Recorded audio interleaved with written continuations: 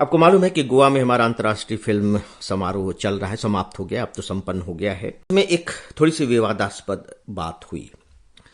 देखिए, होता क्या है कि जो घटनाएं होती हैं, एक तो बहुत ही महत्वपूर्ण घटनाएं होती हैं, ऐसी महत्वपूर्ण घटनाएं होती हैं जैसे जिनका उपयोग एक स्वतंत्र प्रश्न के रूप में किया जा सकता है, किया जाता भी है। और जब मैं स्वतंत्र प्रश्न के रूप में कह रहा हूं तो मुख्य परीक्षा की दृष्टि से मैं बात कर रहा हूं। लेकिन कुछ खबरें और घटनाएं इस तरीके की होती हैं जो स्वतंत्र रूप से तो प्रश्न बनने की क्षमता से लैस नहीं होती हैं, लेकिन कंटेंट के रूप में उनका बड़ा महत्व होता है। जैसे आलू गोभी की सब्जी, तो आलू और गोभी तो एक बड़ी घटना हो गई है ना। सब्जी तो आलू और गोभी की ही है, लेकिन उसमें नमक भी है, मिर्च भी है, मसाले भी हैं।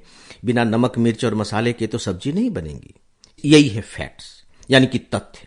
बिना तथ्य के जो घटनाओं के ऊपर जब आप अपना आंसर लिखेंगे तो महत्वपूर्ण नहीं हो पाएगा आपका आंसर, वजनदार नहीं हो पाएगा, है ना। मसालों से मसालेदार उत्तर नहीं हो पाएगा, इस शब्द का इस्तेमाल मत कीजिए, इस फ्रेज को उपयोग में मत लाइए। मतलब आपका जो उत्तर है वो प्रभावशाली नहीं बन पाएगा। जैसे अभी मैं अंतर्राष्ट्रीय फिल्म समारोह की बात कर रहा था, तो उसमें इजराइल के जो एक फिल्मकार हैं नदव लैपिड, उन्होंने हमारे यहां जो फिल्म आई थी कुछ समय पहले, द कश्मीर फाइल्स, इस पर एक टिप्पणी की।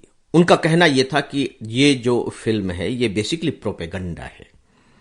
प्रोपेगंडा है कहने का मतलब आप समझ गए होंगे। आप कह लीजिए कि मुस्लिमों के खिलाफ किया जाने वाला प्रोपेगंडा है, या जो कश्मीरी पंडित रहे हैं उनके फेवर में राष्ट्रीय सहानुभूति बटोरने का एक प्रोपेगंडा है। शायद इसी संदर्भ में उन्होंने कुछ कहा होगा।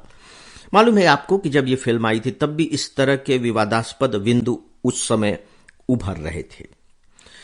तो जब उन्होंने ये बात कही तो डेफिनेटली ये हमारे लिए थोड़ी से अपमान की बात थी, क्योंकि सीधी सी बात है कि जब कोई भी फिल्मकार फिल्म बनाता है तो वो अपनी बात रखता है, वो अपने ढंग से अपनी बात रखता है। आप उसे प्रोपेगंडा कैसे कह सकते हैं? आपको क्या मालूम है कि ये प्रोपेगंडा है? क्या आप उस घटना के साक्षी रहे हैं? क्या आप वहां गए हैं? क्या वहां आपने लोगों से बातें की हैं?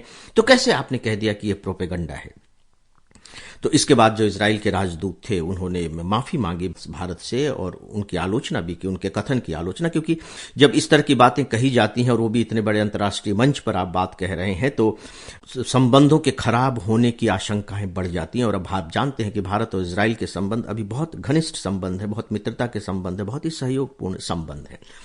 तो अब आप देखिए, ये एक घटना है और इस घटना को के आधार पर आप भारत इजराइल संबंधों में भी इसका इस्तेमाल कर सकते हैं, आप कला के संदर्भ में भी इसका इस्तेमाल कर सकते हैं।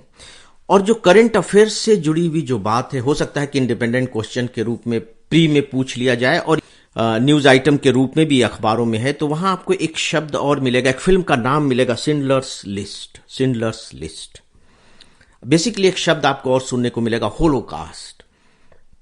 होलोकास्ट का मतलब होता है जनसंहार। आपको मालूम है कि जो हिटलर था किस तरीके से यहूदियों के खिलाफ उसने एक तरीके से जनसंहार किया था।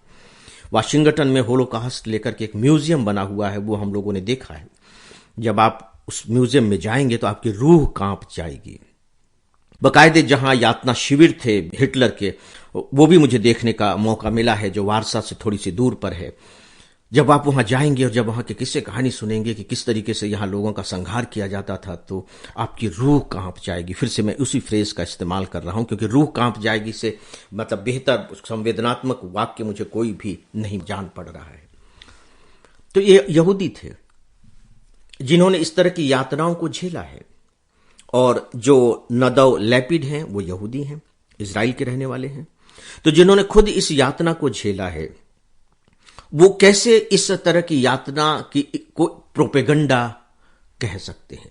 तो क्या होलोकास्ट भी प्रोपेगंडा थी? क्या शिंडलर्स लिस्ट जैसी भी फिल्में जो बनी, जो अंतर्राष्ट्रीय स्तर पर ख्याति हुई, जहां तक मुझे ध्यान आ रहा है शायद इस फिल्म को ऑस्कर अवार्ड भी मिला था, तो क्या ये प्रोपेगंडा है? तो ये कुछ तथ्य मैं आपको, खासकर कला आपके चूंकि सिलेबस में है तो उस दृष्टि से बता रहा हूं।